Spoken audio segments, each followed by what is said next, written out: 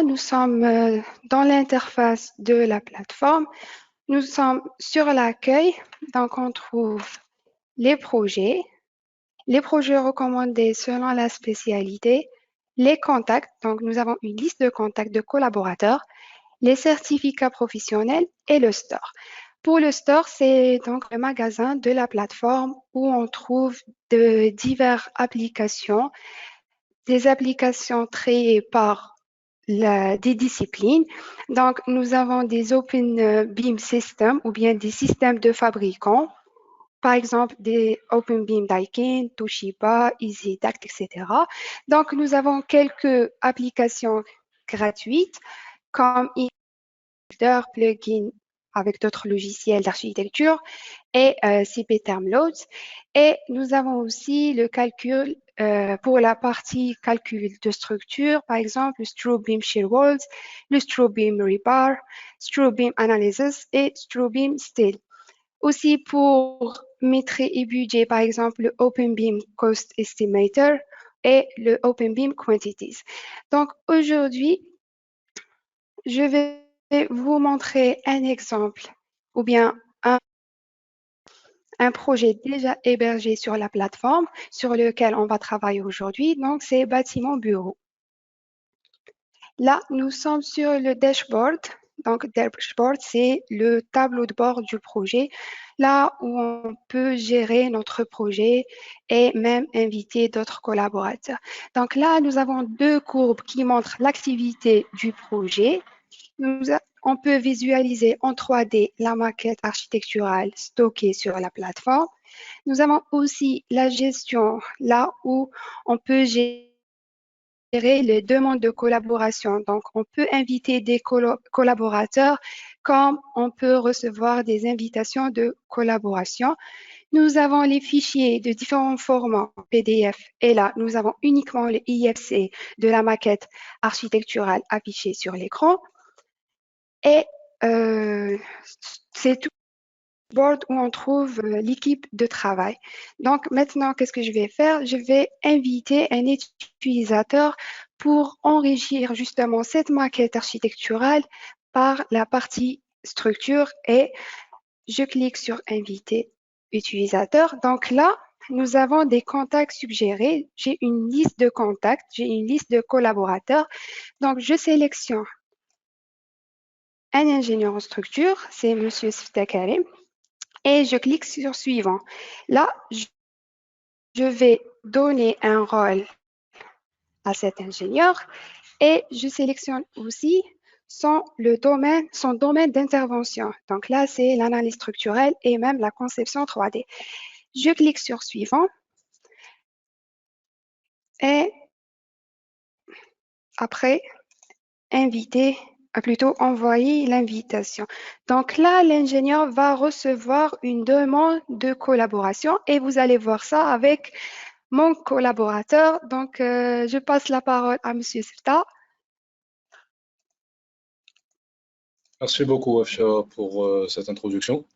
Bon, déjà, bonjour à tous. Et comme déjà expliqué par ma collègue, je viens de recevoir une notification sur la plateforme BIM Server Center. En cliquant sur cette notification, nous pouvons voir que j'ai été invité à collaborer sur un projet de bâtiment de bureau de structure. Nous allons cliquer directement sur cette demande de collaboration. C'est moi. Alors, comme vous allez voir, nous avons ici une invitation pour collaborer dans un projet. Et comme expliqué par ma collègue, j'ai ici la possibilité d'accepter de collaborer sur son projet. Alors en cliquant sur accepter, puis en partant sur l'onglet projet, comme déjà montré par ma collègue, nous allons voir, nous allons pouvoir constater que le projet a été importé dans mon compte personnel BIM Server Center. Alors en cliquant ici, nous allons pouvoir consulter les données déjà téléchargées sur la plateforme. Alors juste en attendant le temps de connexion. Alors ici, comme déjà expliqué par ma collègue, on est sur le dashboard du projet. Et ici, nous pouvons voir que j'ai là exactement la même maquette architecturale sur laquelle nous allons introduire des données. Alors, par la suite, je vais vous faire une présentation des logiciels CIP dans leur partie structure. Alors, dans la partie structure, les logiciels CIP proposent à leurs utilisateurs plusieurs programmes. Il y a des programmes isolés, il y a des programmes essentiels. Alors, parmi les programmes essentiels, nous avons CIP 3D, qui est juste là. Alors, CIP 3D est un logiciel de modélisation et de calcul des structures en 2D et 3D, de barres intégrées et de plaques intégrant les contre-éléments par tirant avec dimensionnement des éléments en béton, des profilés en acier, des profilés mixtes en aluminium, en bois, ou encore, le logiciel permet également de faire le calcul et le dimensionnement des assemblages en acier. Nous avons ici également, comme à titre d'exemple, le programme isolé générateur de portique. Alors, générateur de portique est un programme qui permet de créer, de générer la géométrie des portiques rigides ou fermes, simples à multiples. Il nous fait une génération automatique de charges de vent et de neige et également le programme procède au dimensionnement, l'optimisation des pannes métalliques de couverture et latérales en façade, puis nous permet directement d'exporter la structure que nous avons générée sur CP 3D. Alors comme autre programme isolé, nous avons le programme écran de soutènement. Alors écran de soutènement nous permet de faire le calcul, la vérification et le dimensionnement des écrans de soutènement selon plusieurs typologies, comme par exemple les parois moulées, armées par tronçons, ou encore les rideaux de micro-pieux, les pieux en béton armé, les planches métalliques. Comme autre programme, nous avons le programme mur de soutènement en béton armé. Alors, mur de soutènement en béton armé nous permet de faire le calcul, la vérification et le dimensionnement des murs en console en béton armé pour le soutènement des terres et de leurs fondations filantes correspondantes. Nous avons également comme autre programme le programme vérification analyse au poinçonnement dans les dalles. Ce programme permet de faire la vérification à l'état limite d'épuisement face au poinçonnement dans les dalles pleines soumises à des charges concentrées. Nous avons également comme autre programme le programme éléments de fondation. Alors, comme son nom l'indique, le programme nous permet de dimensionner, de calculer et de ferrailler les semelles superficielles et sur pieux. Comme autre programme isolé, nous avons le programme poutre continue. Alors, poutre continue, c'est un programme de calcul, d'édition et de dimensionnement, de vérification des poutres continues. Alors, l'intitulé de notre webinaire d'aujourd'hui sera autour du programme CIPCAD. Alors, CIPCAD est un programme de conception, de calcul et de dimensionnement des structures en béton armé, des structures mixtes, qu'elles soient composées de poteaux, de noyaux et de murs, ou encore de poutres en béton, ou encore de poutres métalliques, de poutres mixtes, des planchers sur poutrelles, ou encore des planchers mixtes, des planchers réticulés, ou encore des planchers dalles, tout en incluant plusieurs types de fondations, comme par exemple les fondations en paradier, les poutres de fondation, encore les semelles superficielles. Alors, comme vous l'avons déjà démontré avec ma collègue, étant donné que nous allons travailler sur le même projet, d'abord nous effectuons l'exécution du logiciel CIPCAD, juste par rapport au temps de chargement.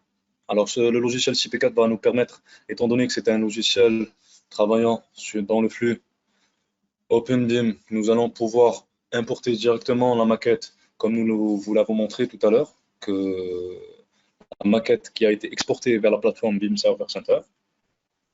Alors, après que le logiciel se soit exécuté, en cliquant sur Nouveau, on va donner un titre à notre webinaire. Nous allons l'appeler webinaire du 10-11 2001. Nous allons accepter. Automatiquement, le logiciel nous demande si nous voulons faire une importation de modèle BIM. Alors, en cliquant sur oui, nous avons une fenêtre qui va s'afficher par la suite. Alors, sur cette fenêtre, nous allons sélectionner le projet sur lequel nous voulons travailler. Alors, en cliquant sur sélectionner projet, puis sur bâtiment bureau de structure qui a été exporté via ma collègue, en cliquant sur accepter, alors on voit que le logiciel procède à l'import des éléments qui ont été introduits préalablement via la maquette IFC sur le BIM Server Center. Là, le logiciel procède à l'import de ces données.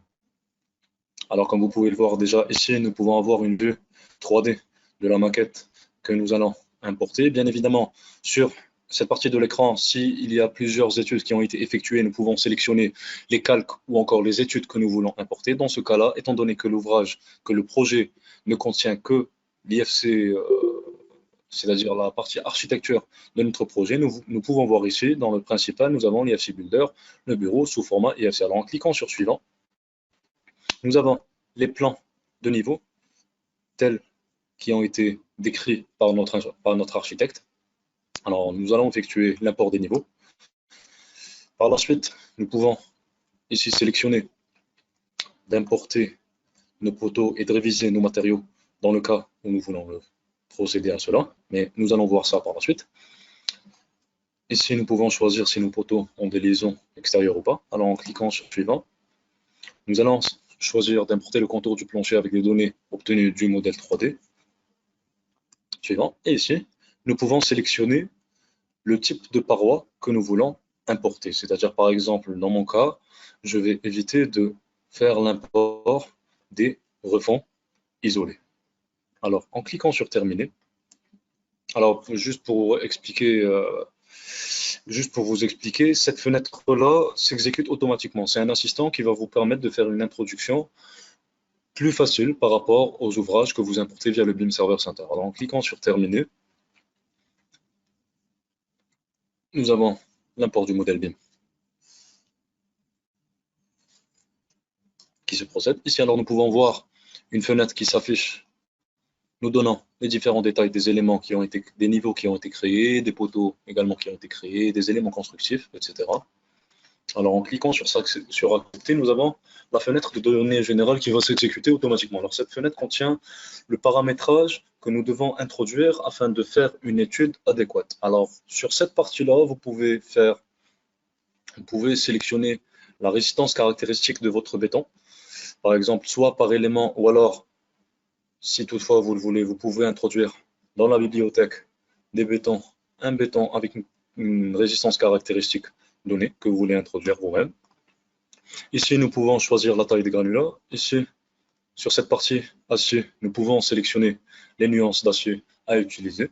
Alors, en cliquant sur ce bouton-là que vous voyez ici, nous pouvons accéder au paramétrage du ferraillage de toute notre structure, et cela par élément. Alors, par exemple, je vais juste vous donner un titre d'exemple. Ici, en cliquant sur le premier bouton qui est ici, nous allons paramétrer le ferraillage des poteaux, des murs et des noyaux. Alors, en cliquant ici, nous pouvons voir que nous avons encore une fois diverses options où nous pouvons paramétrer notre logiciel afin d'obtenir des résultats adéquats. Alors, par exemple, juste à titre d'exemple, en cliquant ici sur table d'armature des poteaux, nous pouvons paramétrer quels sont les diamètres utilisables pour les armatures longitudinales ou encore transversales dans notre étude.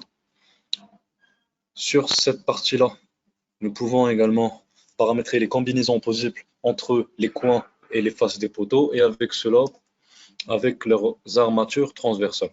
Bien évidemment, comme vous pouvez le constater, nous avons diverses options que nous pouvons paramétrer dans notre logiciel, et cela concernant tout le ferraillage intervenant dans tous nos éléments dans une structure en béton armé. Alors sans plus tarder, nous allons passer à la partie des actions. Alors dans la partie des actions, nous pouvons sélectionner, nous pouvons prendre en considération une action sismique. Alors pour commencer, je vais commencer avec l'action du vent. Alors en cliquant sur l'onglet ou sur le bouton action du vent, nous avons une fenêtre qui va s'afficher à nous. Alors cette fenêtre, ça sera une bibliothèque des différentes normes internationales et nationales également, de plusieurs pays. Alors, comme vous avez constaté, alors comme ici vous pouvez voir, nous avons divers pays avec leurs normes de calcul pour la charge de vent. Alors, en cliquant ici sur Algérie, nous pouvons voir qu'il y a un changement à ce niveau-là, et nous pouvons bien évidemment sélectionner la norme RLV 2013. Alors, dans la norme RLV 2013, nous avons diverses options que nous pouvons paramétrer. Alors, déjà, à commencer par l'action du vent, c'est-à-dire la direction de l'action du vent, la largeur de la bande de notre bâtiment. Nous pouvons également sélectionner les données d'emplacement. Alors, dans données d'emplacement, ce qui est intéressant à voir, c'est en sélectionnant cette petite flèche en bleu, nous avons une autre petite fenêtre qui s'affiche à nous, nous donnant la possibilité de sélectionner les différentes provinces disponibles dans la bibliothèque, comme par exemple, étant donné que nous avons sélectionné le pays Algérie, les provinces qui sont disponibles sont bien évidemment des provinces propres à nous. Alors je vais par exemple sélectionner la province d'Alger, et nous voyons ici que la zone a changé. Alors en cliquant sur accepter, le logiciel va me demander si je veux utiliser les données que j'ai sélectionnées. Et en cliquant sur oui, nous pouvons voir qu'il y a un paramétrage qui a changé ici. Alors pour ce qui est de la catégorie du terrain, nous avons également différentes options. Nous pouvons choisir alors une catégorie du terrain unique ou encore une catégorie dans chacune des directions. Et ici, nous pouvons paramétrer est-ce que notre terrain est en zone côtière ou il est exposé au vent de mer. Nous pouvons également sélectionner que notre bâtiment va être implanté près d'un lac ou zone plate et horizontale de végétation négligeable de tout obstacle, etc. Nous avons par exemple ici, on peut sélectionner que la zone d'implantation de notre bâtiment est une zone d'au moins 15% de la surface est occupée par des bâtiments de hauteur moyenne ou supérieure à 15 mètres. Comme parmi les dernières options que nous pouvons paramétrer par rapport à la norme de vent, nous avons l'orographie du terrain. Alors ici, comme vous pouvez le voir, nous avons l'orographie dans les deux directions, la direction X et la direction Y. Alors nous pouvons, par exemple, en sélectionnant dans la direction X ascendant, nous pouvons voir que nous avons une petite carte. Alors ici, le point rouge indique la position du bâtiment. Si nous cliquons sur un terrain descendant, nous allons voir que l'image va changer. Nous sommes sur un terrain descendant. Ou encore, nous pouvons sélectionner l'option colline et on peut voir que le logiciel va prendre en considération que votre bâtiment est positionné dans une colline. Comme dernière option dans le paramétrage de la lampe de vent, nous avons sans effet secondaire du second ordre. Alors en cliquant ici sur considération des effets du second ordre, nous pouvons prendre en considération, en cliquant sur ce bouton-là, l'effet du second ordre, tout en pouvant modifier la valeur multiplicatrice des déplacements. Alors ça, c'est pour ce qui est de la norme de vent. Par la suite, comme deuxième action, en cliquant sur action sismique, comme pour l'action du vent, nous avons toute une bibliothèque qui va s'afficher à nous. Alors la bibliothèque contient des réglementations de différents pays et bien évidemment l'Algérie. Alors en cliquant ici sur Algérie, nous allons voir que nous avons comme réglementation le RPA 99 dans sa version 2003. Alors tout comme dans le RPA 99, nous pouvons ici consulter divers paramètres qui sont prescrits par le RPA. Alors pour commencer, nous pouvons choisir la direction de l'action sismique. Nous pouvons également choisir la méthode d'analyse que nous voulons utiliser, c'est-à-dire soit la dynamique modale spectrale ou encore la statique. La méthode statique, c'est-à-dire force latérale équivalente. Par la suite, nous pouvons faire plusieurs paramétrages, introduire divers paramètres, comme par exemple les fractions de charges d'exploitation. Alors pour ce qui est des charges d'exploitation, à chaque fois le logiciel, en cliquant sur les petites flèches bleues, nous propose des coefficients selon le type de projet que nous voulons utiliser, comme par exemple ici, nous allons utiliser un bâtiment d'habitation, bureau ou assimilé. Alors en cliquant sur cette valeur et en cliquant sur accepter, le logiciel nous demande si nous voulons introduire, en cliquant sur oui, et on voit que la valeur ici se modifie. La même chose pour ce qui est du système structural, dans le sens où, pour ce qui est des coefficients de comportement, alors nous pouvons modifier les coefficients de comportement dans chacune des directions, et à chaque fois, si on clique sur sur la petite flèche bleue ici, nous pouvons introduire différentes valeurs selon le type de structure. Oui, dis-moi, Rafia. Donc, il suffit juste de sélectionner une norme pour faire une vérification selon justement la norme sélectionnée, c'est ça? Pardon? Genre, Est-ce que tu il peux répéter? suffit juste, Je ne t'ai pas bien entendu. tu m'entends? Oui, là, je t'entends mieux. Est-ce que tu peux Est-ce qu'il répéter? suffit juste de sélectionner une norme pour faire une vérification selon cette dernière? Bien sûr, évidemment. Alors, en sélectionnant une norme, il s'est à préciser qu'en sélectionnant une norme, par la suite, le logiciel va procéder aux vérifications de votre structure selon la norme que vous avez sélectionnée. C'est-à-dire, après avoir fait le paramétrage nécessaire selon votre type de structure, par la suite, nous allons le voir après Waka, que le logiciel va faire des vérifications selon les réglementations et les normes sélectionnées. Mais nous allons voir ça par la suite. Merci beaucoup. Alors, comme je vous le Et, disais, pardon, oui, dis-moi. une autre question, c'est possible de détailler un petit peu les normes algériennes, veut dire pour la RPA et l'autre norme, c'est ça. D'accord, Donc, est-ce que d'accord. c'est possible de détailler un Bien sûr, c'est ce que je comptais faire.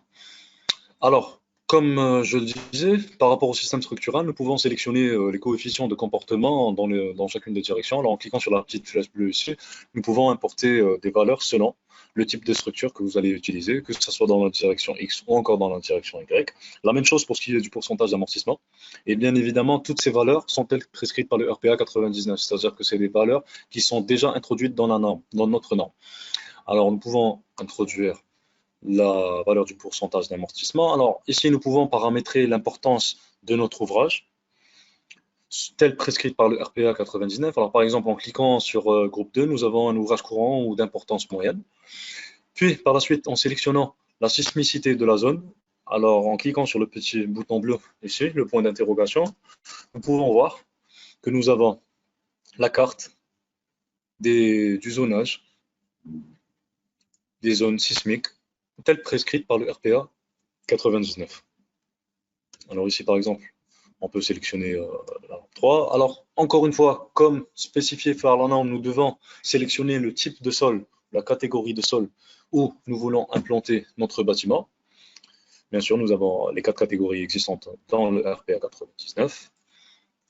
Dans cette partie, nous pouvons faire une estimation de la période fondamentale. Alors, nous pouvons choisir plusieurs options, soit en procédant à une estimation en utilisant la hauteur du bâtiment et en spécifiant la hauteur du bâtiment, soit en cliquant sur le système structurel que nous allons utiliser dans notre structure. Bien évidemment, toutes ces options que je suis en train de démontrer sont les mêmes paramètres et spécifications qui sont contenus dans le RPA 99. Alors, par la suite, ici, par rapport au nombre de modes qui interviennent dans l'analyse, alors nous avons diverses options que nous pouvons sélectionner. Alors, nous pouvons soit sélectionner un nombre de modes de vibration automatique jusqu'à atteindre un pourcentage de masse exigée déplacée, c'est-à-dire, par exemple, ici, si on clique ici, on peut paramétrer par la suite le pourcentage de participation de 90%. Nous pouvons ici, en cliquant sur le bouton spécifié par l'utilisateur, d'indiquer au logiciel le nombre de modes de vibration que vous voulez étudier, ou encore, nous pouvons sélectionner le premier bouton selon la norme et le logiciel va procéder automatiquement à une analyse dynamique et utilisera bien évidemment le nombre de modes de vibration qui interviennent dans l'analyse tel spécifié par notre norme. Et la norme, bien évidemment, dans ce cas-là, c'est l'RPA. Par la suite, nous avons ici la possibilité de prendre en considération ou pas la composante sismique verticale. Et en avant-dernier lieu, nous avons la possibilité de faire une vérification de la condition de cisaillement de base. Alors, nous pouvons ne pas réaliser la correction de l'effort tranchant basique. Nous pouvons spécifier un pourcentage d'effort tranchant à la base. Nous pouvons également spécifier un facteur de modification. Encore, nous pouvons laisser le logiciel faire une vérification de la condition de cisaillement de base telle prescrite par la norme. Alors, comme dernière option, pour ce qui est de la norme de calcul de l'action sismique, alors en cliquant ici sur effet du second ordre, nous pouvons également indiquer au logiciel de prendre en considération les effets du second ordre, c'est-à-dire l'effet pi delta. Alors en cliquant sur accepter, ici sur accepter, alors nous pouvons voir qu'ici l'action sismique, l'RPA 99 a été prise en compte. Alors comme autre option proposée par le logiciel, c'est par rapport aux éléments constructifs. Alors, le logiciel CP4 a la spécificité de pouvoir prendre en considération les éléments constructifs dans l'analyse sismique. Alors, en cliquant ici sur « Ils ne sont pas pris en compte », nous pouvons ici choisir diverses options par rapport à nos éléments constructifs. Alors, soit nous pouvons ne pas les prendre en compte dans l'analyse sismique, nous pouvons également appliquer des coefficients d'amplification d'effort par niveau, c'est-à-dire affecter différents coefficients pour ce qui est de l'effort tranchant et du moment fléchissant, et cela est spécifié au logiciel à quel niveau appliquer ces amplifications, ou encore nous pouvons sélectionner l'option interaction avec la structure, comme ça le logiciel procédera automatiquement à une étude tout en prenant en considération les éléments constructifs. Alors, juste une petite parenthèse par rapport aux éléments constructifs. Il faut savoir que les éléments constructifs sont tels qu'ils ont été introduits lors de la création de la maquette architecturale. C'est-à-dire, lorsque notre architecte a préparé sa maquette architecturale, et en introduisant ces éléments constructifs comme les murs de double cloison ou encore les murs de séparation intérieure, par la suite, en important le modèle IFC, nous avons importé automatiquement ces données-là. On va les voir par la suite. Alors, en cliquant sur accepter, le Docteur, logiciel. pardon. Oui, dis-moi. Effectivement, nous avons déjà une bibliothèque des éléments constructifs qui était déjà définie au niveau de logiciel IFC Builder. Et on l'exporte effectivement lors de l'export de la maquette. Donc, on exporte la maquette, les données géométriques et même la bibliothèque des différents éléments constructifs. Donc, c'est ça. Voilà, et par la suite, moi, en important la maquette IFC, c'est-à-dire en me liant au projet sur lequel j'ai été invité pour collaborer, j'importe directement les données qui ont été introduites au niveau architectural. C'est-à-dire que les poids propres des éléments que l'architecte a déjà introduits dans sa maquette sont importés automatiquement au niveau de mon étude. Alors, nous allons continuer.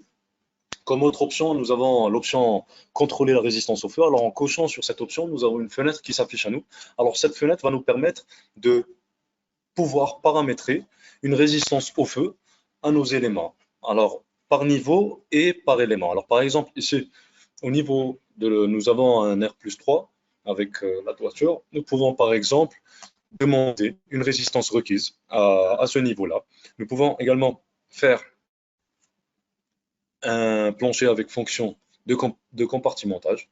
Nous pouvons également attribuer des revêtements à nos éléments de béton. Nous pouvons également un revêtement aux poteaux et aux murs. Nous pouvons également donner des revêtements de poutres, des revêtements à nos poteaux en acier, des revêtements à nos éléments en bois ou encore à nos éléments en bois. Et en cliquant ici, nous pouvons voir que nous avons différents matériaux. Ces matériaux-là, bien évidemment, en cliquant sur ce petit livre-là, c'est cette petite boîte de dialogue, nous pouvons avoir directement les caractéristiques de nos isolateurs que nous voulons classer. Nos isolateurs, encore nos revêtements. Alors ça, c'est pour ce qui est des actions. Ça, ce sont les actions qui ont été prises en compte. Alors par la suite, en cliquant ici sur état limite ou encore combinaison, nous pouvons revoir quelles sont les combinaisons. Nous pouvons consulter les combinaisons ainsi que leurs coefficients qui vont être utilisés. Bien évidemment, ces coefficients sont relatifs à la norme que nous avons sélectionnée au préalable. Ici, en cliquant sur hypothèse additionnelle et charge spéciale, nous pouvons voir que nous avons différentes hypothèses. Alors pour commencer, nous avons la catégorie d'utilisation de notre bâtiment.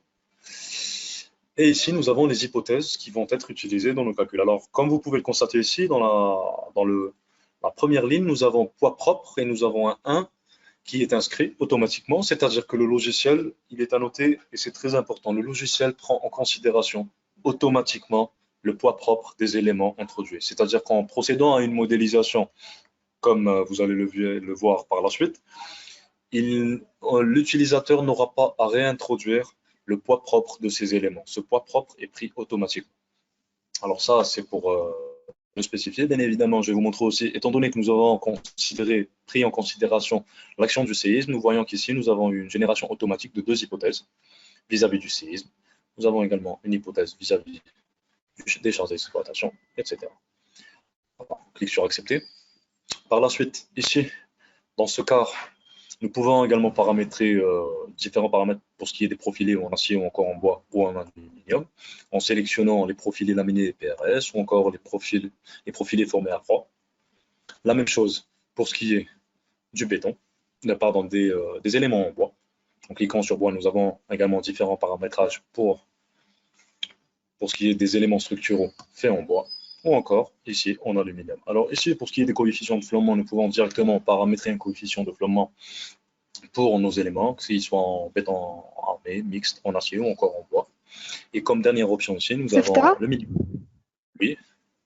C'est ça. Donc là, nous avons une question de la part de M. Karim Boudaoud. La maquette est faite avec quel logiciel? Si vous parlez, monsieur, de la maquette architecturale, elle est faite sur le logiciel IFC Builder. Pour la maquette de structure, c'est à vous de répondre, Karim. Pour ce qui est de la structure, nous allons procéder à une étude en utilisant le logiciel CPCAD. Tout simplement.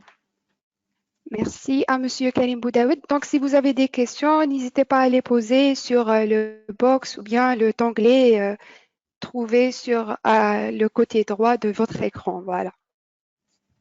Merci beaucoup, Afia. Alors, pour en finir avec les données générales, nous avons comme dernière option la possibilité de paramétrer les fissurations, le milieu ambiant de nos poutres. C'est-à-dire que nous pouvons choisir soit une fissuration peu préjudiciable, préjudiciable encore, très préjudiciable, et cela dépend du cas de figure où nous allons faire notre étude. Alors par la suite, en cliquant sur accepter, nous allons avoir une autre fenêtre qui s'affiche à nous. Alors cette fenêtre va nous permettre de faire une édition de groupe. Une édition de groupe, c'est-à-dire par rapport aux niveaux qui ont été introduits par l'architecte au départ, au préalable. Alors dans cette fenêtre, nous pouvons attribuer directement des charges d'exploitation et des charges permanentes directement à nos niveaux. Alors par exemple, étant donné que nous sommes dans un bâtiment à usage d'habitation, nous allons attribuer une charge d'exploitation égalant à 2,5 kN par mètre carré. Et cela dans chaque niveau, mis à part la terrasse. Alors la terrasse, étant donné que c'est une terrasse inaccessible, par la suite, nous allons procéder. Pour ce qui est des charges permanentes, tout dépendra de l'utilisateur, tout dépendra des revêtements qu'il va utiliser, du type de dalle de sol, de la couche de ciment, de la couche de sable qu'il va utiliser pour ces revêtements. Bien évidemment, je le répète, c'est la valeur introduite par rapport aux charges permanentes ne prend pas en considération le poids propre. Le poids propre est pris en considération automatiquement par le logiciel. Alors ça, c'est très important de noter cette option en cliquant sur accepter par rapport à l'édition de groupe. Alors, comme dernière option avant de pouvoir se lancer dans la modélisation, on voit que le logiciel nous pose une question. Le logiciel nous dit simplement, vous n'avez pas révisé les matériaux de tous les éléments constructifs. Cela empêche le calcul de l'ouvrage. Souhaitez-vous les réviser maintenant? Alors, la révision des matériaux de tous les éléments constructifs, c'est comme on en parlait tout à l'heure avec ma collègue par rapport aux murs de cloisonnement ou encore des murs extérieurs introduits préalablement. Alors, en cliquant sur oui, alors on voit ici, nous avons un tableau qui s'affiche. Comme on peut voir, nous avons paroi mitoyenne isolée, cloison légère, paroi à isolation répartie, paroi ossature en bois, paroi extérieure non isolée, encore garde-corps. Alors là, nous pouvons sélectionner nos éléments, nous pouvons les éditer. Alors, en cliquant sur ce petit bouton, nous pouvons voir que nous pouvons déjà choisir est-ce que notre élément intervient ou pas dans notre analyse sismique. Alors en cliquant par exemple sur l'analyse sismique, nous pouvons modifier différents paramètres dans ce dernier. Par exemple, son module d'élasticité dans chacune des directions, le coefficient de Poisson, sa résistance caractéristique à la compression ou encore à la traction, sa résistance par rapport au cisaillement ou encore son énergie de fracture dans chacune des directions. Bien évidemment, cela dépend de chaque projet, de chaque utilisateur. Comment voit-il ou comment la personne veut prendre en considération ou pas ces détails-là. Bien sûr, ici, nous pouvons introduire, si nous ne voulons pas faire introduire ces derniers dans notre analyse sismique, nous pouvons bien évidemment leur donner une valeur de charge surfacique et introduire la valeur que nous voulons. Et cela, nous devons le faire dans tous nos éléments, bien évidemment. Alors, je vais continuer. Voilà, le garde-corps, en cliquant sur accepter. Alors voilà, en cliquant sur accepter, nous avons directement l'onglet entrée de poteau qui s'exécute. Alors, en cliquant sur l'onglet de poteau ici, comme vous pouvez le voir, je n'ai procédé encore à aucune modélisation et pourtant, nous avons ici déjà des éléments poteaux qui sont modélisés, qui ont été importés via le modèle IFC avec lequel nous nous sommes liés auparavant avec leur position. Évidemment, dans cette partie-là du logiciel, dans la partie entrée de poteau, nous pouvons bien sûr rajouter des niveaux. Nous pouvons également effectuer la suppression de niveaux. Nous pouvons éditer les niveaux dans le cas où nous voulons les éditer. Nous pouvons bien sûr, à ce niveau-là, modifier la cote du plan de fondation. Par la suite, ici, nous pouvons faire l'introduction d'un nouveau poteau dans le cas où nous voulons introduire un élément poteau. Nous pouvons également faire l'introduction de différentes nous pouvons faire d'autres introductions, comme par exemple, nous pouvons faire une introduction d'amorce. Nous pouvons, bien sûr, faire une édition de nos éléments préalablement introduits. Alors, en cliquant sur le bouton que vous voyez ici, éditer poteau, par la suite, en cliquant sur l'élément en question, nous pouvons modifier divers paramètres, comme par exemple l'angle de ce dernier. Est-ce que ce poteau contient ou pas une liaison avec l'extérieur? Nous pouvons, bien sûr, en cliquant ici, sur ce bouton, modifier la géométrie de ce dernier en passant de rectangulaire à circulaire, ou encore nous pouvons complètement changer de matériau. C'est-à-dire, on peut faire le passage entre un poteau en béton armé et aller vers un poteau métallique directement, tout en sélectionnant dans la bibliothèque de CIPECAD. Alors, comme vous pouvez voir, la bibliothèque des poteaux sur CIPECAD, nous avons une bibliothèque assez riche. Nous pouvons voir que nous avons des IPE, des HEA, des HEP, tout dépend de l'utilisateur. Et par la suite, nous avons également les différents profilés IPE disponibles dans la bibliothèque. Et bien sûr, leurs caractéristiques sont consultables à tout moment en cliquant sur ce bouton et sont aussi modifiables en cliquant sur ce bouton-là. C'est-à-dire qu'on peut modifier toute propriété ou caractéristique de n'importe quel élément et nous pouvons bien sûr, si nous voulons, introduire un nouvel élément à notre structure. Alors voilà, ça c'est pour ce qui est de l'édition des poteaux. Nous avons également ici différentes options. Ici, c'est pour pouvoir modifier le début et la fin de nos poteaux. Ici, c'est pour pouvoir modifier nos liaisons extérieures, nos coefficients d'encastrement, notre coefficient de flottement, de rigidité axiale, notre résistance de béton, notre enrobage. Nous pouvons affecter une charge horizontale à nos poteaux. Nous pouvons également mettre des charges en tête dans le cas où nous procédons à l'introduction d'une amorce. Et ça, c'est pour ce qui est de l'onglet entrée de poteau. Alors par la suite, nous allons sauter à l'onglet entrée de poutre.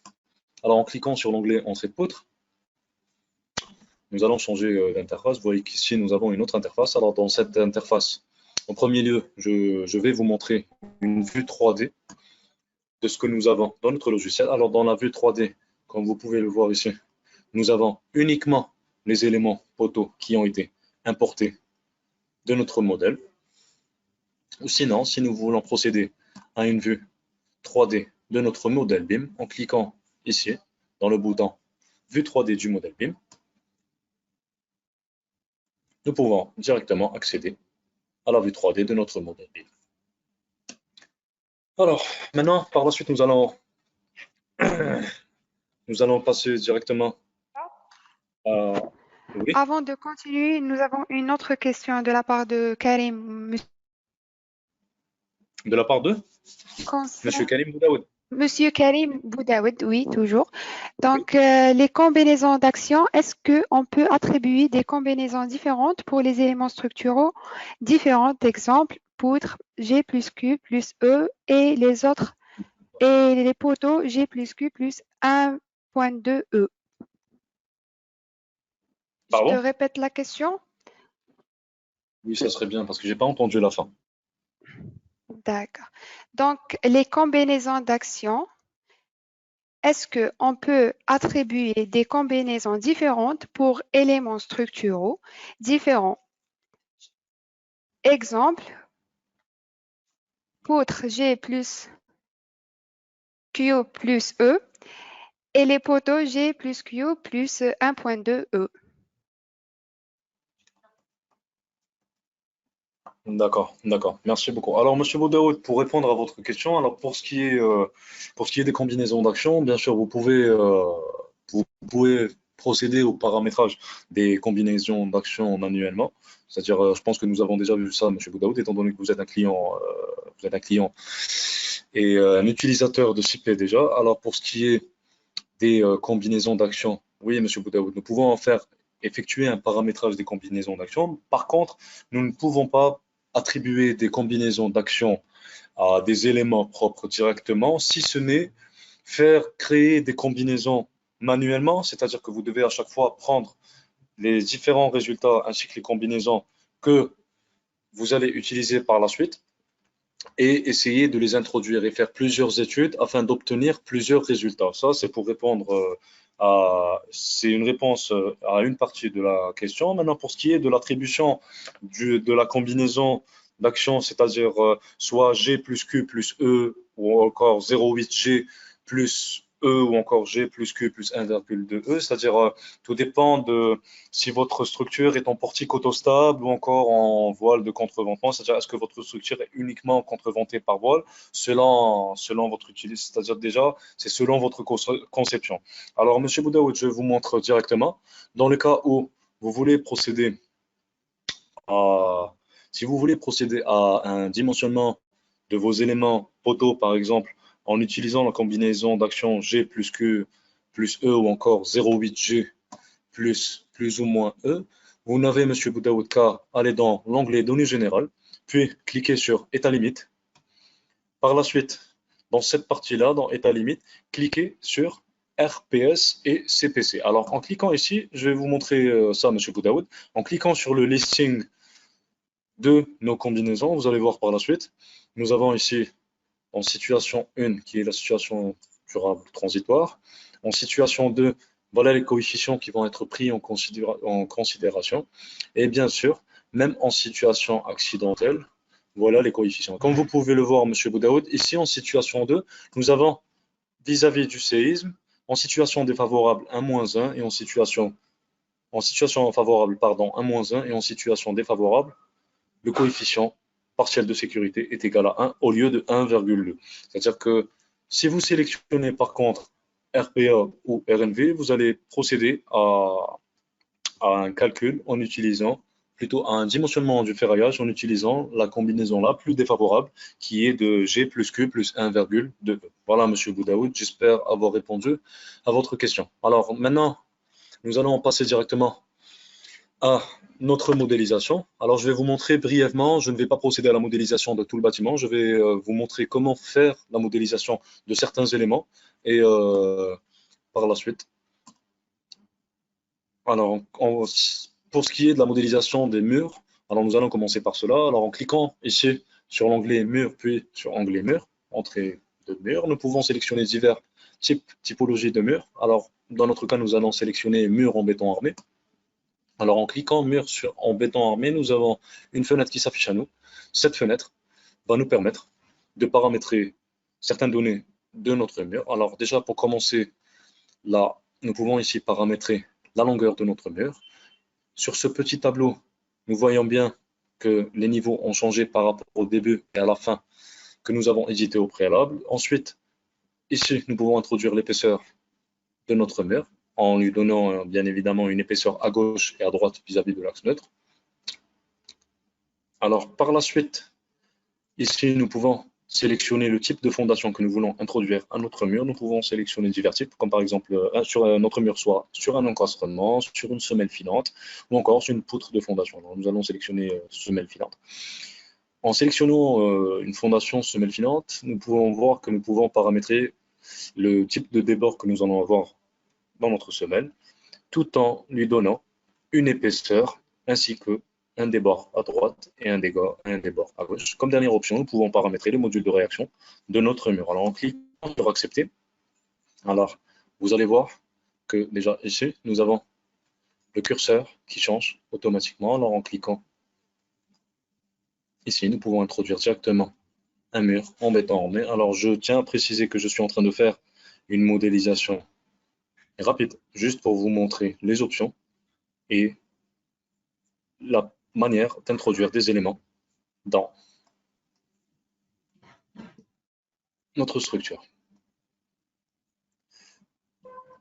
Ceci n'est qu'à titre d'exemple. Voilà, par exemple, nous allons introduire un voile ici.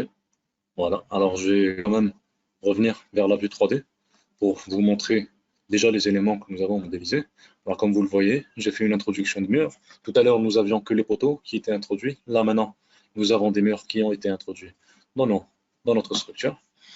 Par la suite, nous allons sauter à la modélisation des poutres. Alors en cliquant ici sur l'onglet poutres, nous avons la possibilité d'introduire les poutres. Alors en cliquant sur entrée de poutres, nous avons la bibliothèque de CP4 qui s'affiche.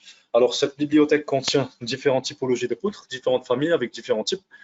Nous avons par exemple des poutres plates, des poutres en retombée, des poutres en treillis, ou encore des poutres de fondation, des poutres métalliques, ou encore des poutres en bois. Alors par exemple, le cas le plus utilisé chez nous en Algérie, alors nous avons des poutres avec retombée, nous pouvons sélectionner des poutres en retombée rectangulaire, nous pouvons sélectionner des poutres en retombée rectangulaire avec des têtes collaborantes, des poutres inversées rectangulaires, ou encore des poutres en retombée hantée, encore hantée avec tête coulée dans le plancher, etc. Alors comme par exemple dans notre situation, je vais juste passer comme ça rapidement pour vous montrer les types de poutres que nous avons. Par exemple, même pour les poutres de fondation, nous avons également différents types. Ici, par exemple, les poutres de fondation rectangulaires, les fondations plates, les fondations en T inversé, les fondations avec aile droite ou encore avec aile gauche. Et la même chose, comme nous vous l'avons montré tout à l'heure pour la bibliothèque des poteaux, pour ce qui est des poutres métalliques, en cliquant ici sur UPU 80, nous avons toute une bibliothèque disponible, des poutres métalliques que nous pouvons intégrer, et à chaque fois, leurs paramètres sont consultables, éditables, et bien évidemment, nous pouvons à chaque fois introduire un nouveau paramètre, ou encore un nouvel élément.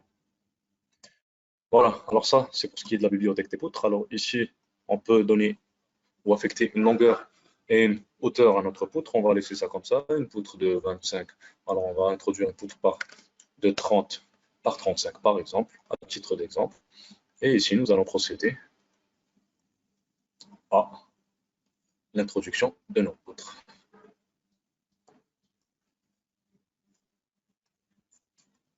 Comme vous allez le voir.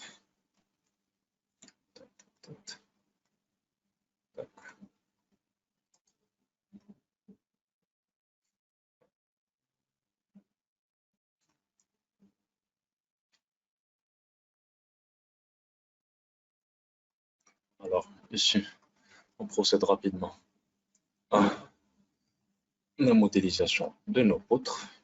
Voilà, alors une fois fini, alors par exemple ici, lors de l'introduction de nos murs, on voit que l'introduction nous a contraint à entrer des murs de manière non droite. Alors ce qu'on va faire, nous allons déplacer nos murs en cliquant sur l'option déplacer. Prenons un autre incrément. Et ici, vous allez voir, nous allons directement ajuster nos murs de manière à avoir des poutres droites. Alors, si vous avez remarqué, après avoir introduit nos poutres, comme vous pouvez le voir, une fois que nous avons défini un contour fermé, alors le contour fermé indique au logiciel, enfin le logiciel nous indique directement que nous avons un contour fermé et que nous pouvons y introduire quelque chose. Quelque chose, c'est-à-dire que soit le logiciel est en train de nous indiquer que le contour est fermé, que nous pouvons soit y introduire un plancher ou encore y introduire un vide. Mais nous sommes contraints d'introduire, de donner au logiciel une donnée par rapport à ça pour pouvoir procéder au calcul par la suite. Alors, excusez-moi, je vais juste arranger cette poutre-là. Alors, comme vous le voyez, ici, étant donné que nous avons un contour fermé, alors on va passer à une petite vue 3D, comme ça vous allez mieux comprendre. Alors voilà, à ce niveau-là, nous avons fait et procédé à la modélisation des poutres. Et une fois que nous avons un plancher fermé, nous pouvons introduire nos planchers. Alors pour ce qui est de l'introduction des planchers, en cliquant ici sur le bouton plancher, puis gestion des planchers, nous avons ici la possibilité de faire une introduction de plancher. Comme à chaque fois, le logiciel CP4 nous fait une proposition de sa bibliothèque riche en termes de plancher. Alors nous pouvons faire l'introduction des planchers sur poutrelle, des planchers sur dalle alvéolée, ou encore des planchers mixtes, des planchers réticulés. Bien évidemment, comme vous le voyez ici, nous pouvons choisir différents planchers réticulés avec différents matériaux et tout en sélectionnant si nos caissons sont perdus ou encore récupérables. Ça, c'est pour ce qui est des planchers réticulés, à titre d'exemple. Ou encore, nous pouvons faire l'introduction des planchers dalles en leur affectant une épaisseur, par exemple. Et en cliquant sur accepter, nous voyons ici que nous pouvons faire l'attribution d'un plancher dalle. Alors voilà, ici après avoir introduit le plancher dalle, on voit bien que notre plancher dalle a été introduit. Alors sans plus tarder, nous allons passer à la modélisation de nos éléments de fondation. Bien évidemment, nos éléments de fondation, étant donné que nous avons déjà donné des éléments de fondation à nos murs, c'est ce que nous avons sélectionné au préalable.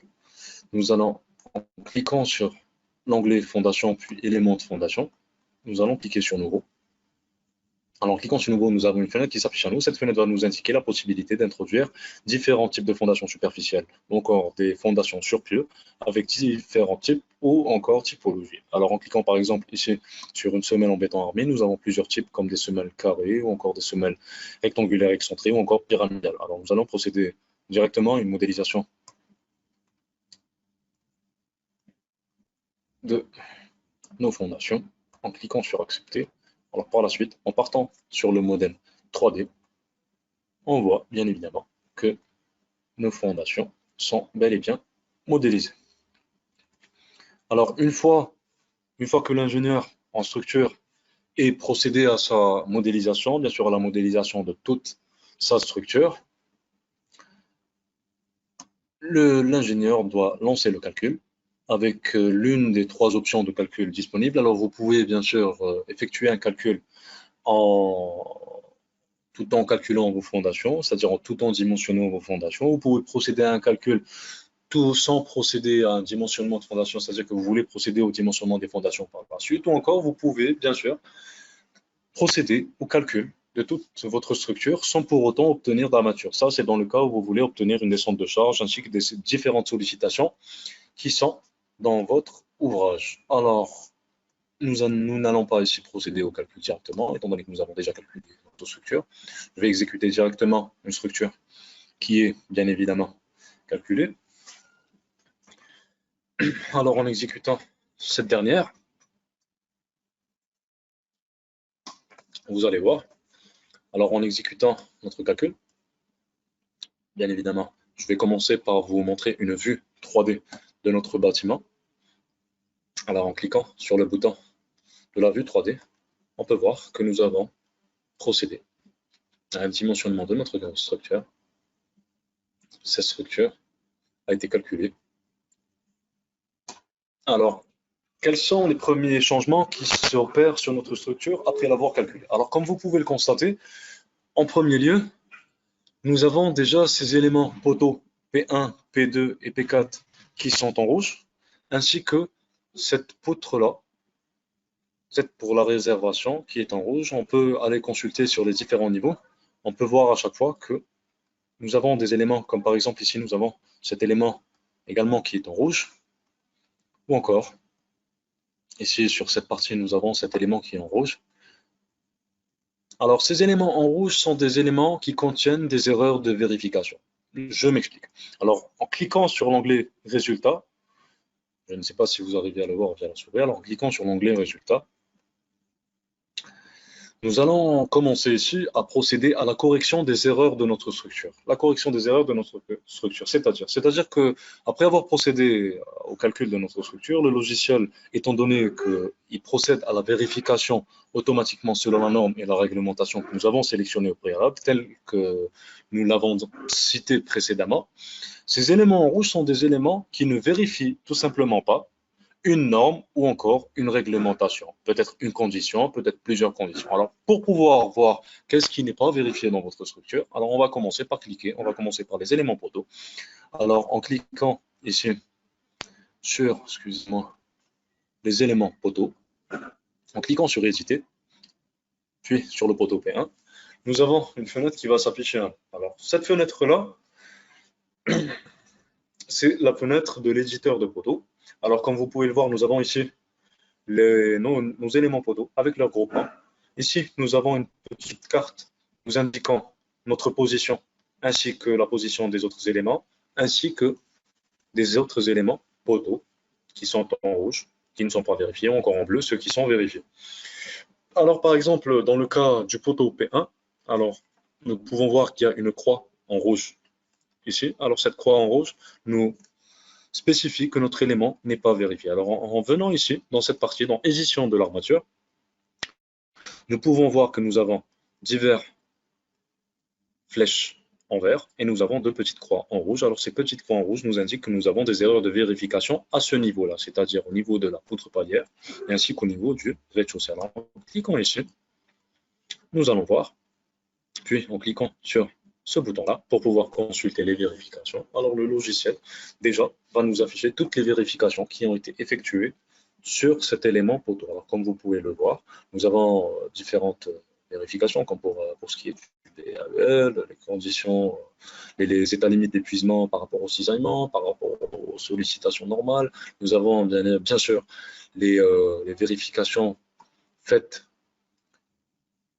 vis-à-vis de la réglementation parasismique algérienne. Par exemple, ici, nous avons les critères de conception par séisme.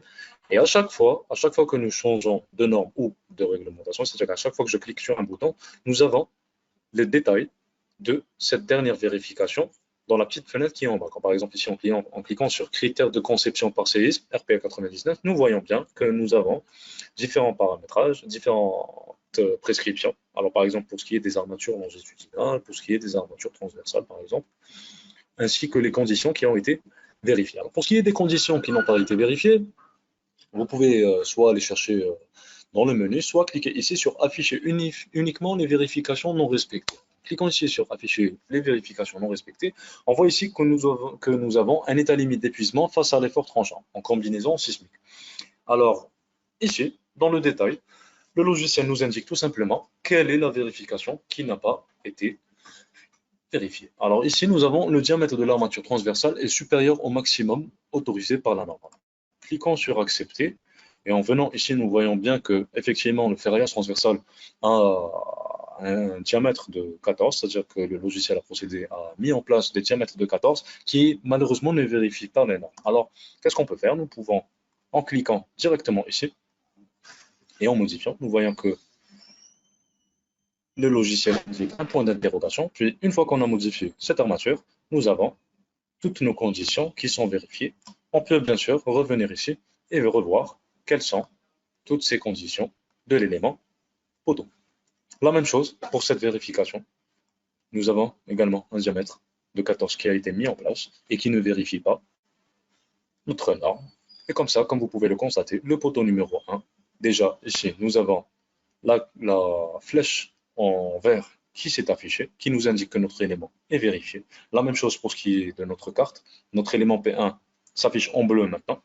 Et seuls les éléments en rouge contiennent des erreurs de vérification. Maintenant, les erreurs de vérification peuvent varier d'un élément à un autre. Bien évidemment, tout dépend de votre structure, de votre conception.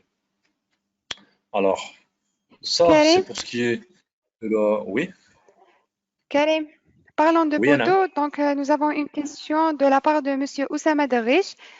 Oui, La question, c'est dans l'onglet poteau, quelle est la différence entre poteau sans liaison extérieure et avec liaison extérieure? très bien, très bien. Alors, Monsieur Karim, c'est bien ça. Alors, Monsieur Karim, pour répondre à votre question, Monsieur Oussama.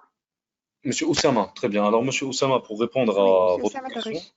la différence entre un poteau avec liaison extérieure et sans liaison extérieure, c'est par rapport au type de liaison que vous allez introduire. Je m'explique.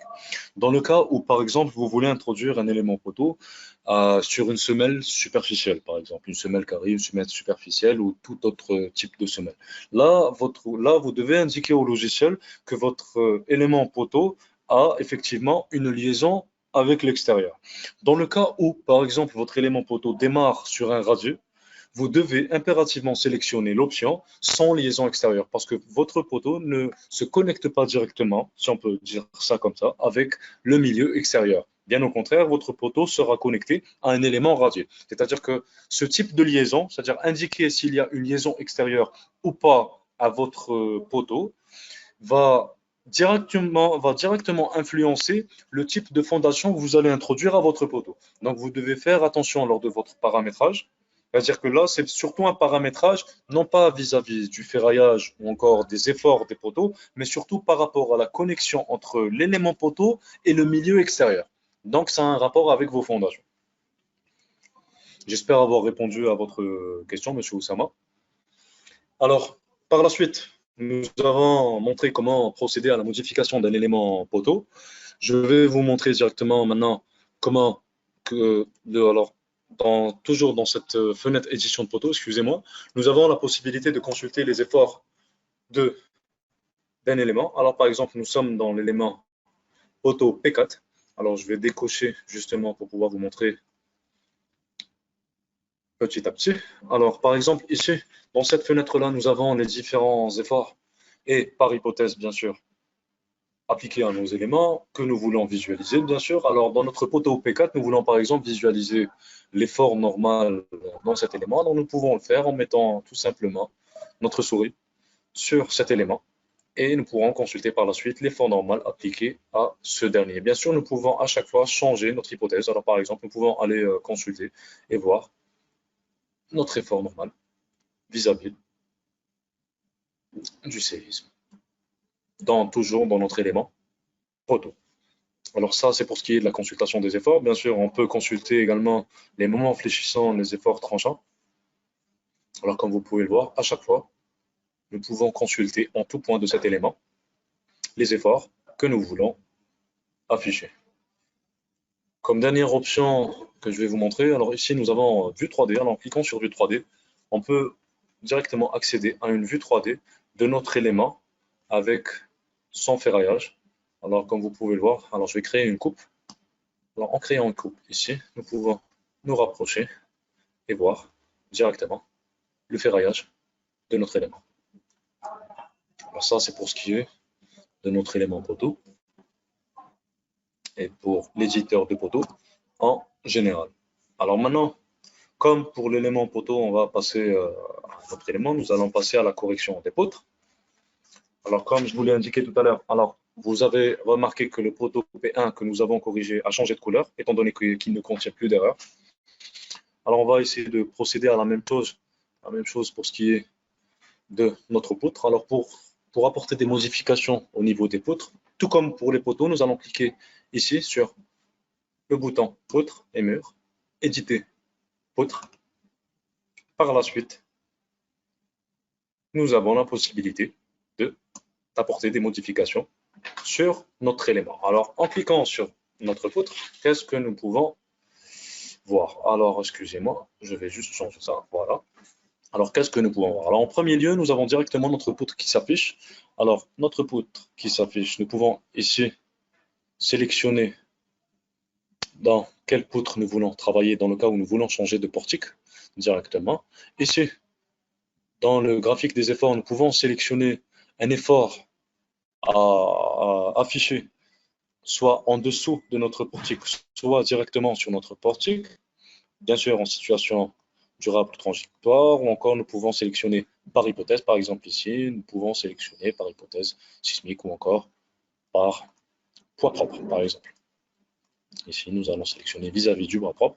Ce n'est qu'à titre d'exemple que je suis en train de vous montrer les fonctionnalités. Alors par la suite, pour ce qui est de l'erreur qui nous a été indiquée, alors vous voyez bien, alors en cliquant ici sur le bouton afficher masquer les incidents, alors en cliquant sur afficher masquer les incidents, nous voyons bien qu'il y a un incident qui s'affiche au niveau de notre poutre. Alors nous voyons bien que nous avons un état limite d'épuisement par torsion. Nous avons une interaction entre torsion et effort normal. Flexion autour de l'axe X. Alors flexion autour de l'axe X, si on n'arrive pas vraiment à comprendre le contenu de cette erreur, nous devons tout simplement cliquer sur vérification à l'ULU et aux OLS au point défavorable et par la suite cliquer directement sur la partie qui nous signale une erreur. Alors ici, nous avons directement, comme pour les poteaux, alors en cliquant ici, nous avons directement alors toutes les vérifications qui ont été effectuées vis-à-vis du logiciel.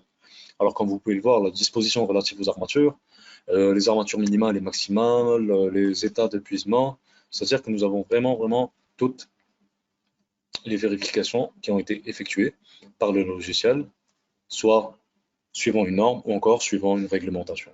Alors en cliquant ici sur afficher uniquement les vérifications non respectées, c'est généralement pour pouvoir se retrouver facilement. Alors en cliquant ici, on peut voir que le détail de cette erreur nous indique que les efforts sollicitants de calcul défavorables se produisent pour la combinaison d'actions d'enveloppe de moments minimaux en situation sismique doit être respectée. Alors nous voyons bien qu'ici, la section nécessaire des armatures comprimées en flexion n'est pas suffisante. Alors qu'est-ce que nous allons faire? Nous allons procéder à la modification de cette dernière. Alors en cliquant sur ce bouton armature longitudinale, nous avons également différentes options, soit d'introduction d'armature de montage, soit d'introduction d'armature de peau, des armatures de renfort. Nous pouvons bien sûr introduire des armatures de couture, introduire un recouvrement, unir des barres, diviser des barres, changer le lit d'armature, encore procéder à une édition de barre. Alors en cliquant sur procéder à une édition de barre, on peut ici directement procéder à la modification des diamètres des armatures qui sont introduites. Alors par exemple ici, je vais sélectionner les H1 et en procédant à la modification de ces derniers, et en cliquant sur actualiser les informations relatives aux erreurs, comme ça, le logiciel va procéder là maintenant directement à une revérification de notre poutre. Alors on voit qu'en procédant à, ce changement, nous voyons bien que nous avons toujours une erreur. Alors en cliquant ici, nous pouvons voir que nous avons effectivement, nous devons changer également les armatures supérieures. Puis en cliquant sur réactiver, voilà, en cliquant par la suite sur actualiser les informations relatives aux erreurs, on peut voir ici que nous n'avons plus aucune erreur sur notre poutre plus aucune erreur de vérification sur notre élément poutre. Alors ça, c'est pour ce qui est de la correction des poutres. Voilà, c'était pour vous montrer approximativement comment le logiciel travaille.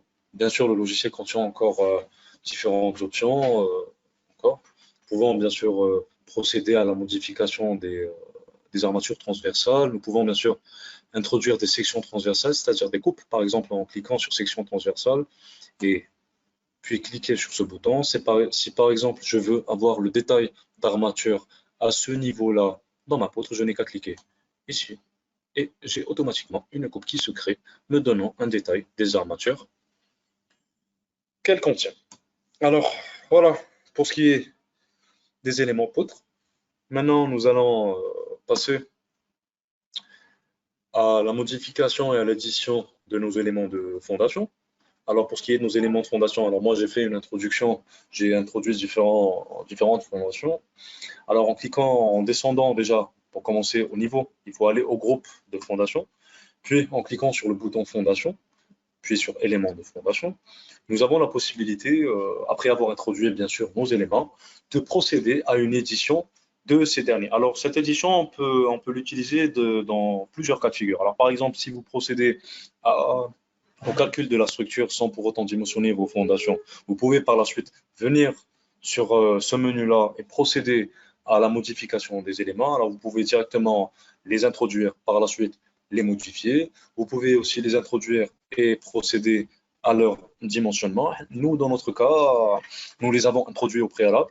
Et là, nous allons procéder à leur édition. Alors, en cliquant encore une fois sur onglet Fondation, puis sur Édition, alors en cliquant sur l'élément de fondation que nous voulons éditer, alors nous avons directement une fenêtre qui va s'afficher à nous. Alors cette fenêtre va nous donner différentes options. Alors pour ce qui est de ces options, alors nous avons, pour commencer, nous pouvons attribuer différents matériaux à nos fondations. Nous pouvons également attribuer une contrainte admissible du terrain ou encore la prise en considération de l'interaction terrain-structure. Alors ici, c'est pour ce qui est des matériaux. Nous pouvons également apporter une... Oh, attendez, excusez-moi.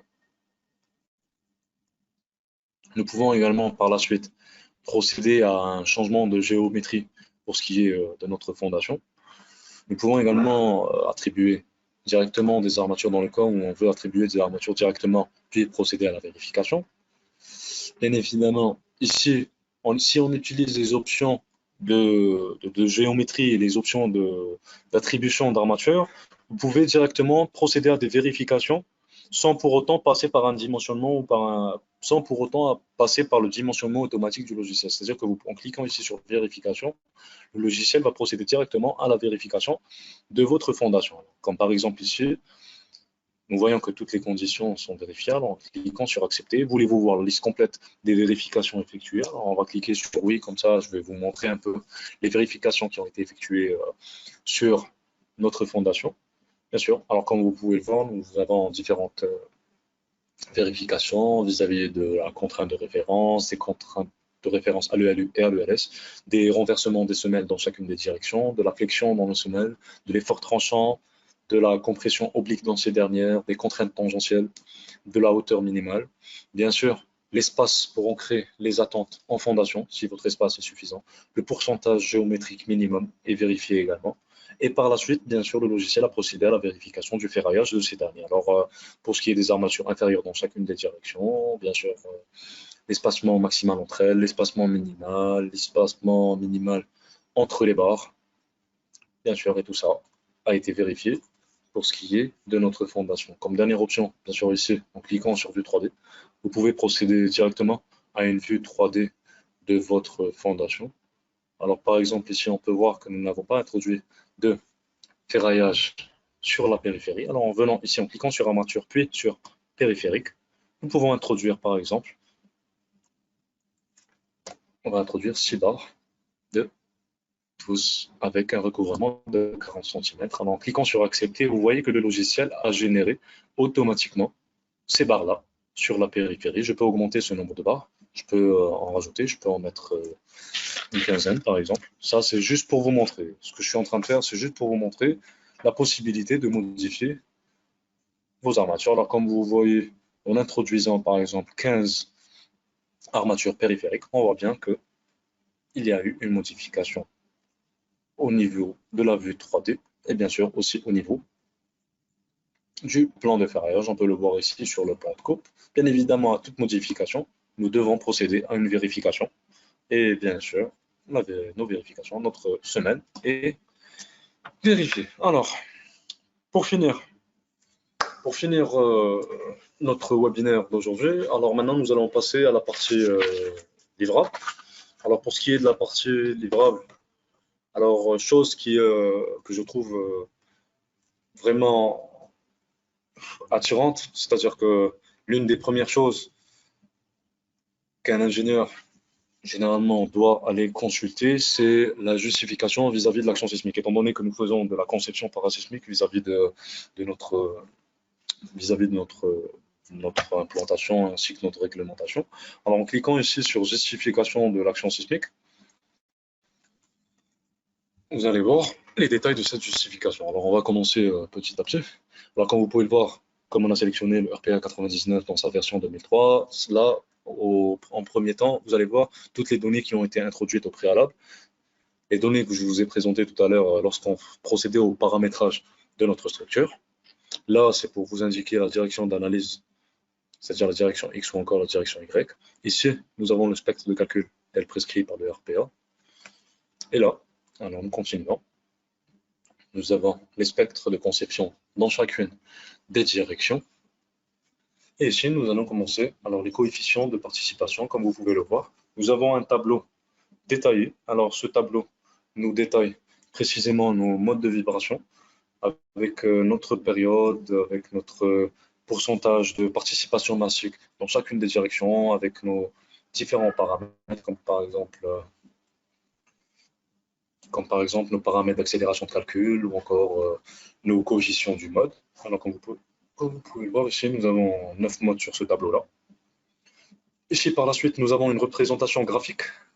Alors, cette représentation graphique des modes spectrales, alors par exemple, l'hypothèse pour ce qui est du séisme dans la direction X, c'est le deuxième mode qui a été pris en considération. Et pour ce qui est de l'hypothèse du séisme dans la direction Y, c'est le premier mode. Nous voyons que nous pouvons constater que sa période sont représentées ici graphiquement dans le spectre de conception dans chacune des directions. Par la suite, ici, nous avons un tableau qui nous résume directement les centres de masse, les centres de rigidité et l'excentricité de chaque niveau. Et bien sûr, à chaque fois, nous avons une représentation graphique de cette dernière à chacun des niveaux.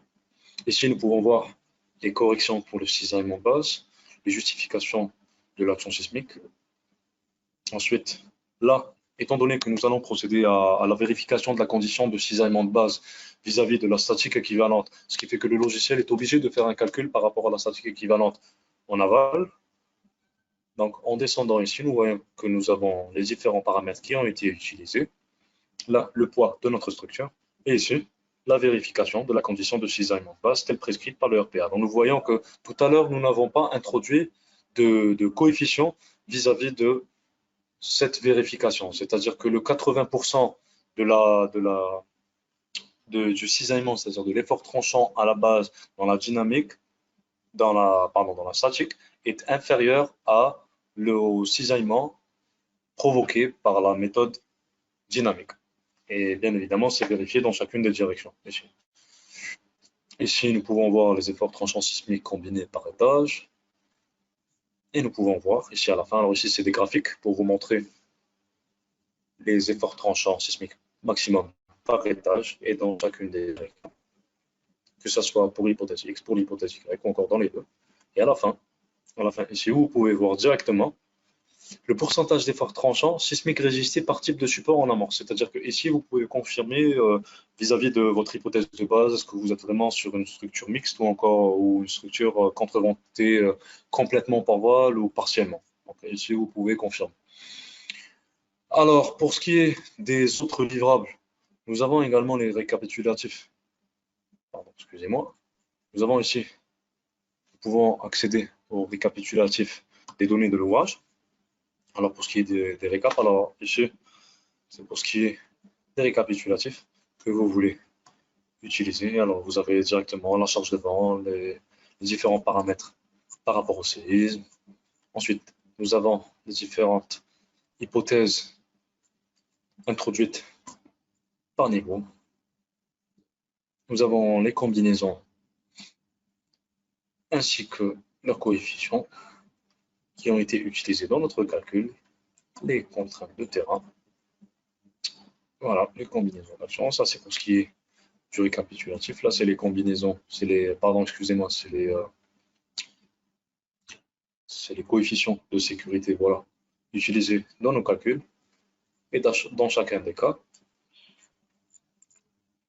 Là, nous avons les données géométriques des groupes et des niveaux, directement avec leur hauteur et leur côte. Ici aussi, nous avons les données géométriques des poteaux, des noyaux et des murs. Est-ce qu'ils sont avec liaison extérieure ou pas? Quelle est l'épaisseur de son appui, etc. Voilà, ça c'est pour ce qui est du récapitulatif. Bien sûr, vous pouvez également voir et consulter les justifications de l'action du vent. En préparant votre note de calcul, vous aurez besoin de ces documents-là. Alors voilà la justification vis-à-vis des vents. Comme vous pouvez le voir, les données sont introduites directement. C'est-à-dire qu'une fois que vous procédez à la modélisation, le calcul et la correction d'erreurs, ces données-là sont accessibles directement. C'est des livrables qui sont générés automatiquement par le logiciel. Alors voilà, vous pouvez voir la charge de vent telle nous avons sélectionné le RNV dans sa version 2013. Les largeurs de bande que nous avons introduites, les pressions dynamiques, la pression dynamique, comment elle a été calculée. Karim, Ainsi que, oui, il y a une autre oui, question de la part de Monsieur Karim Ben Boudaoud. oui. La question c'est, peut-on consulter les efforts par combinaison action, durable ou transitoire ou sismique? Peut-on, attends, excuse-moi, je répète juste la question, peut-on? Peut-on consulter les efforts par combinaison action, durable ou transitoire ou sismique? Alors, d'accord. Monsieur Boudaoud, juste pour bien me situer, vous voulez consulter des efforts dans un élément ou vous voulez, c'est-à-dire en situation durable ou transitoire ou encore en situation accidentelle? Est-ce que c'est par élément? Parce que, alors je vais vous montrer, Monsieur Boudaoud, directement. Alors, par exemple, juste à titre d'exemple, alors en allant dans un élément poutre, par exemple, alors en cliquant sur poutre, puis sur éditer poutre, alors déjà vous pouvez consulter ces efforts-là. Alors comme vous pouvez le voir ici déjà, nous sommes soit en situation durable ou transitoire ou encore en situation sismique. Nous pouvons afficher ces deux graphiques, nous pouvons sélectionner. Encore par exemple dans les éléments poteaux, Monsieur Boudaoud, en cliquant sur éditer, puis éditer un élément poteau. Alors lors de la consultation d'efforts, en cliquant ici sur la consultation d'efforts. Alors ici, Monsieur Boudaoud, vous pouvez soit choisir par hypothèse ou encore par combinaison. C'est à vous de choisir, Monsieur Boudaoud. Alors, en cliquant par exemple sur combinaison, vous avez ici les graphiques qui changent. Là, ici, vous avez le poids propre avec les charges permanentes. Sinon, vous pouvez sélectionner d'autres charges. Par exemple, ici, nous avons un autre figure. Ou encore, vous pouvez, par exemple, choisir pratiquement toutes les combinaisons d'actions. Ou encore, Monsieur Boudaoud, excusez-moi, je vais vous montrer. Alors ça, c'est pour consulter vos efforts directement dans vos éléments. Bien sûr, à chaque fois, vous pouvez sélectionner si vous êtes en situation durable transitoire ou encore en situation accidentelle. Sinon, comme dernière option, en cliquant ici sur efforts et ferraillage des poteaux, noyaux et murs, par exemple, pour consulter les efforts qui ont été calculés, c'est-à-dire les combinaisons d'efforts ainsi que les efforts qui ont été pris en considération par le logiciel pour justement le ferraillage de ces éléments. Ou encore, vous pouvez également, excusez-moi, sélectionner les combinaisons. Alors, en utilisant ici les combinaisons de calcul, vous pouvez voir vos combinaisons. Là, c'est pour voir les efforts de vos poteaux.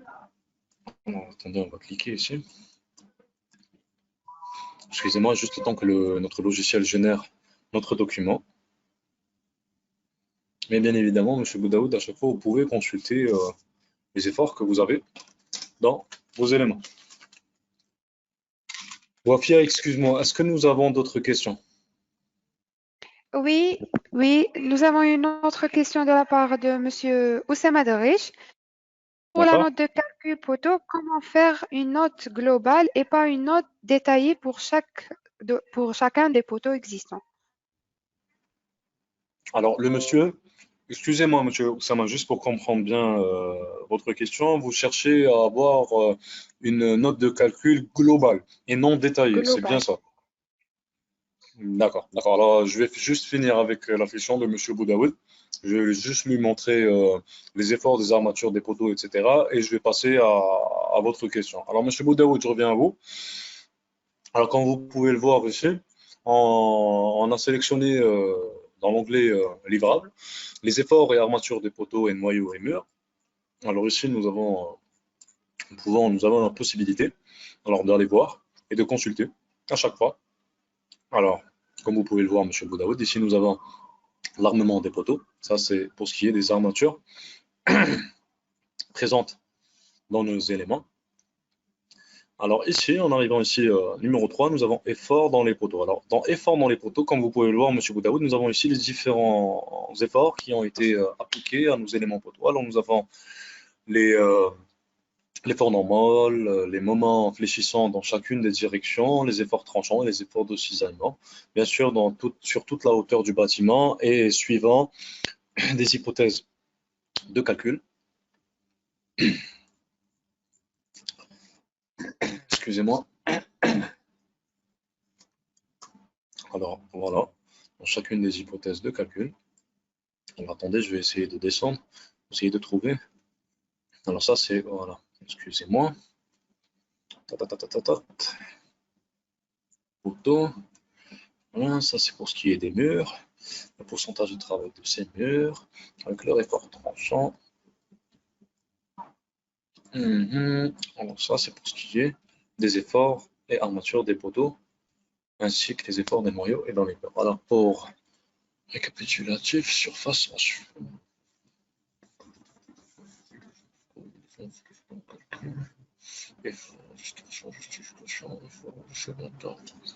Alors maintenant, je ne sais pas si la réponse que je vous ai fournie, Monsieur Boudaoud, vous a suffi.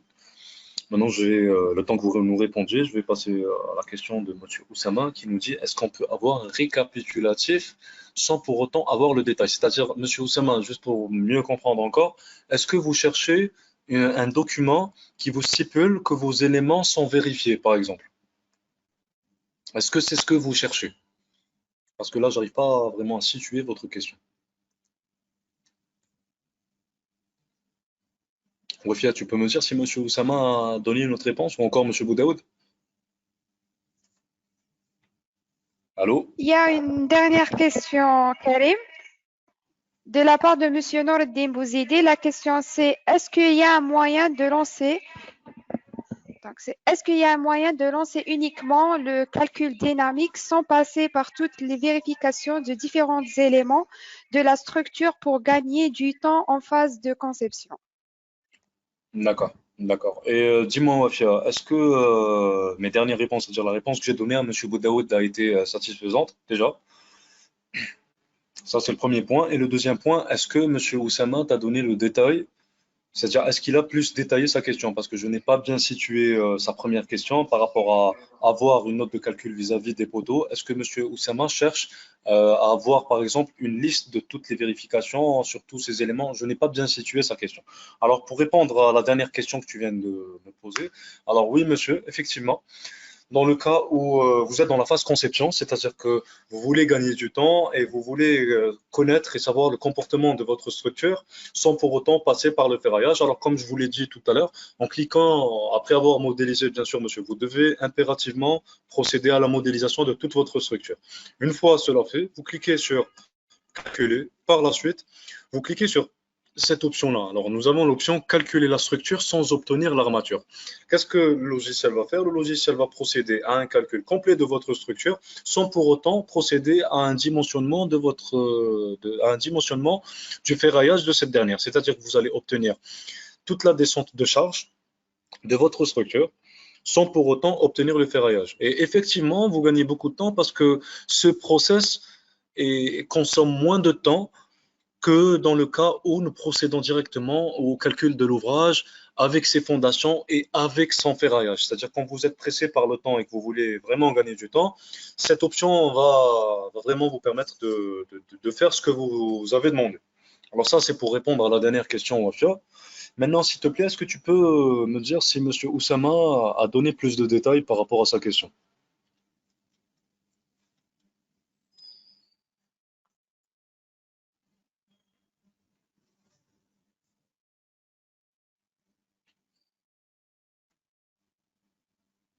Excusez-moi,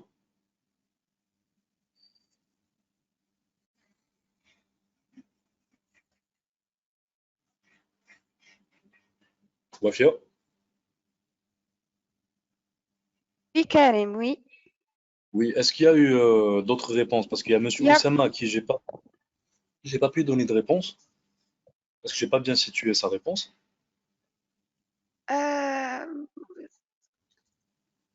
euh, bon, pour la réponse de Monsieur Oussama Dervish, je pense que voilà, on va se contenter de cette réponse.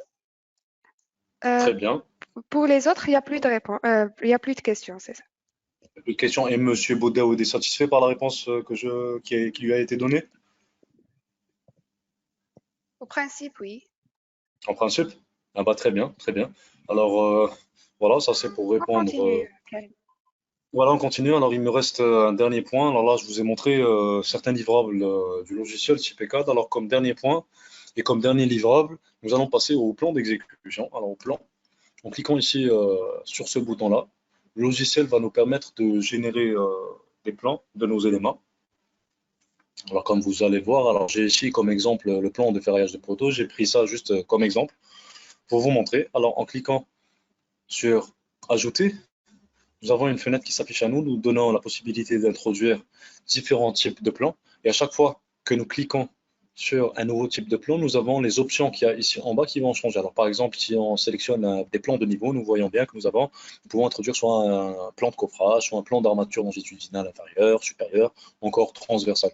En sélectionnant, par exemple, un plan de poteau, ici nous pouvons sélectionner si nous voulons des plans de tous les poteaux, ou encore sélectionner par référence. Est-ce que nous voulons nos plans sur tous les niveaux ou encore sélectionner les niveaux dont nous voulons obtenir les plans, pouvant procéder à la modification de l'échelle et ainsi qu'à la modification de certains détails, comme par exemple pour ce qui est des détails des cadres, indiquer la longueur des cadres, est-ce que nous voulons un résumé quantitatif, est-ce que nous voulons détailler les amorces, est-ce que nous voulons détailler les plaques d'ancrage, et bien sûr nous pouvons aussi paramétrer les traits et les textes que nous allons utiliser lors de notre impression de plan. Alors là, pour vous montrer directement, alors en cliquant sur plan de ferraillage de poteau, en cliquant sur accepter, alors le logiciel là, il est en train de générer les plans de nos éléments poteaux. Étant donné que j'ai sélectionné les plans de tous mes poteaux et sur tous les niveaux, vous allez voir que le logiciel va procéder à la génération de ces derniers éléments en prenant en considération tous les détails nécessaires.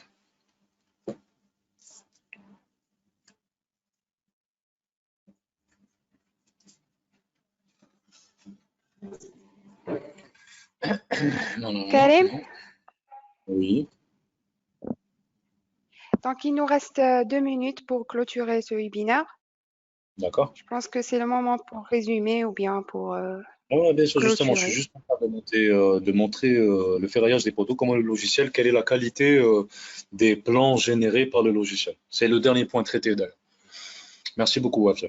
Alors, comme je vous l'ai dit, en cliquant sur générer des plans, alors en cliquant ici sur détail d'un objet, on peut voir que ici, nous avons des plans qui ont été générés automatiquement, contenant pratiquement tous les détails de ferraillage de notre élément poteau. Bien sûr, là, c'est parce que nous avons demandé au logiciel de nous indiquer la génération de plans de ferraillage de nos éléments poteaux. Si c'était pour un autre élément, ça nous aurait donné la même chose. Voilà, ici nous avons la position, les diamètres, les longueurs, ainsi que le total de notre structure, notre ferraillage.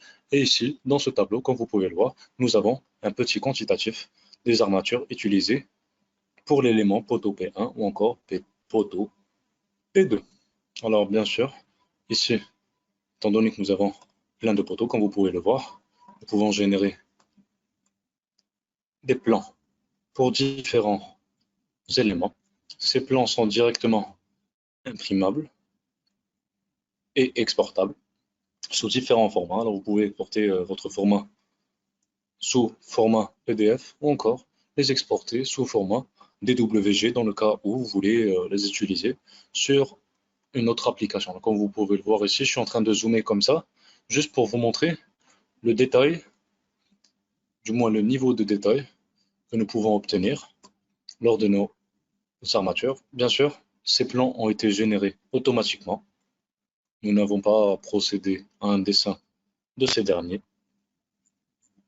Pour ce qui est d'exporter, dans le cas où nous voulons exporter nos plans, alors en cliquant sur imprimer la sélection, par exemple en voulant créer un plan DWG sous format DWG de cet élément-là, en clic gauche, puis en cliquant sur clic droit, le logiciel nous demande si nous voulons imprimer les dessins sélectionnés. Cliquons sur oui. Alors nous pouvons donner directement un nom à ce fichier et à choisir son emplacement. Alors ici par exemple plan de coffrage webinaire, en cliquant sur accepter. Voilà, oui. Je vais ici, comme vous allez le voir, retrouver directement les plans. Voilà, comme vous pouvez le voir, excusez-moi. Voilà, plan de coffrage projet webinaire. En venant ici, vous pouvez voir que j'ai un plan sous format DW. Alors, juste pour conclure, Karim, étant donné que je travaille, oui, nous avons une dernière question à laquelle je vais répondre. La question est de la part de Monsieur Mohamed Deray. La d'accord. question, c'est le logiciel est compatible avec quelle version d'AutoCAD? Le CP4 est compatible pratiquement avec toutes les versions de AutoCAD.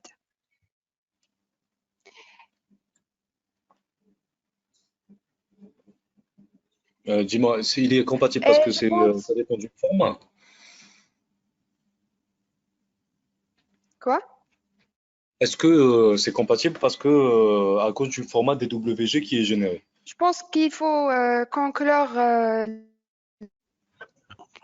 Ouais, on va conclure ce webinaire, bien sûr, parce que nous arrivons à terme. Effectivement, effectivement. Alors, voilà.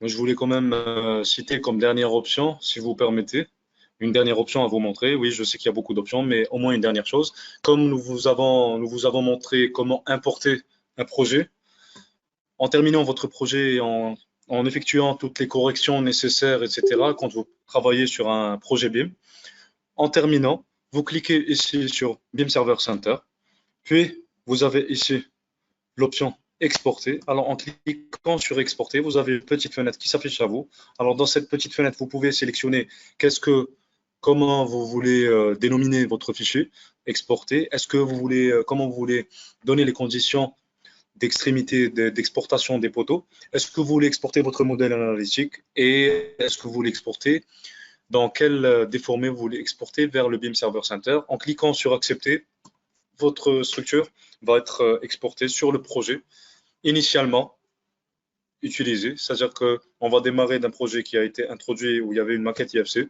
on effectue notre étude et par la suite en terminant et en cliquant et en faisant la manipulation que je vous ai montrée, vous allez réexporter votre étude et votre maquette, comme ça vous allez enrichir la maquette IFC sur le BIM Server Center. Voilà, je vous remercie pour votre patience et pour votre présence. J'espère que ce webinaire vous a été utile. Je vous donne rendez-vous alors le 14 novembre. Je vous donne rendez-vous pour le webinaire portant sur les structures de type hangar en utilisant le logiciel, les deux programmes, excusez-moi, CP3D et générateur de portique. J'espère vous revoir d'ici là. Et portez-vous bien, faites attention à vous. Merci bien. Merci beaucoup, Wafia. Merci beaucoup, Sifta. Au revoir. Je remercie les participants. Euh, je vous donne rendez-vous le 14 novembre avec d'autres webinaires. Merci bien. Au revoir.